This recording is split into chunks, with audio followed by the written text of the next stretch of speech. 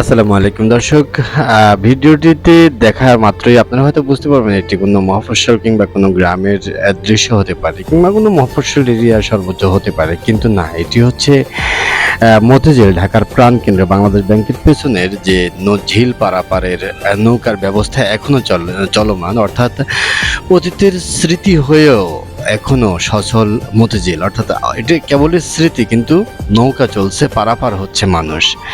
রাজধানী ঢাকার প্রাণকেন্দ্র হচ্ছে মতিঝিল। চারিদিকে গগনচুম্বী ভবন আর অসহনীয় যানজটের এই ব্যস্ত বাণিজ্যিক এলাকায় এখনো যে টিকে আছে গ্রাম বাংলার সেই চিরচেনা নৌকা পারাপারের দৃশ্য। আধুনিক ফ্লাইওভার আর প্রশস্ত সড়কের নিচেই কিন্তু বাংলাদেশ ব্যাংকের পেছনে অবস্থিত এই ঝিলটিতে প্রতিদিন শত শত মানুষ যাতায়াত করছেন নৌকায়।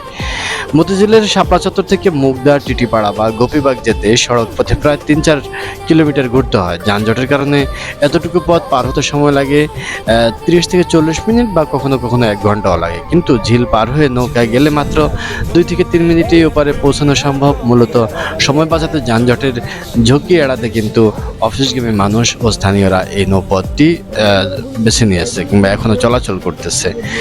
তো আজকে আমি এই পথে পার হয়েছিলাম, তাই ভিডিওটি ধারণ করলাম যে সকাল থেকে রাত অবধি কয়েক ডজন নৌকা এই ঝিলে চলাচল করে।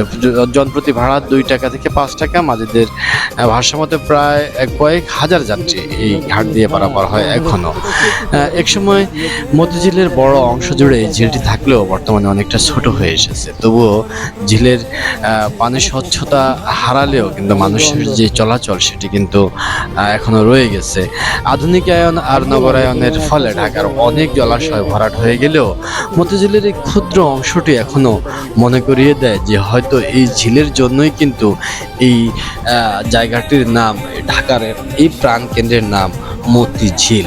আর এই মতিঝিলের এই স্মৃতিময় জায়গাটুকু এখনো তার নামকরণের সাথে যে বিশেষ সার্থকতা, তা এই ঝিলেই স্মরণ করিয়ে দেয়। দর্শক দেখতে পাচ্ছেন যে এখানে আসলে নৌকায় আমরা পারাপার হচ্ছে। আমি আমাকে দেখানোর চেষ্টা করতেছি এখানে যে আমি নৌকার উপরে আছি। তো এই যে নৌকা পারাপারের ব্যবস্থায়, অর্থাৎ এখানে এটা খুব সুন্দর, এবং ঢাকার মধ্যে এমন একটি ব্যবস্থা সত্যি মন কাড়ার মতো কিংবা ভালো লাগার মতো। কিন্তু ভালো লাগার মতো হলেও এটা একটু ভালো লাগে না।